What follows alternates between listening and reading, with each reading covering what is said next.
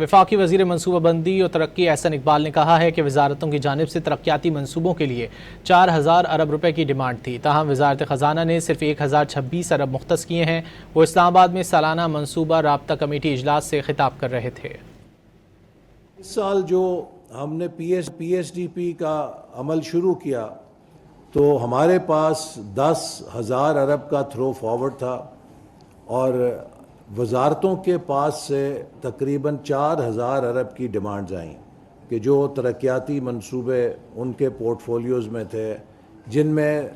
3.3 trillion یا 3,377 ارب روپے کے جاری منصوبے ہیں جن کے لیے ان کو فنڈنگ درکار ہے، اور تقریباً 720 ارب کی نئے منصوبوں کی تجاویز آئیں،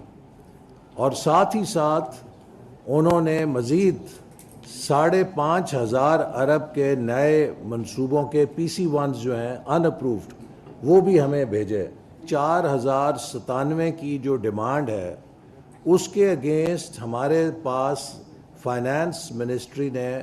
صرف 1126 ارب روپیہ مختص کیا ہے، اور تقریباً 3,000 ارب کی ان میٹ ڈیمانڈ ہوگی۔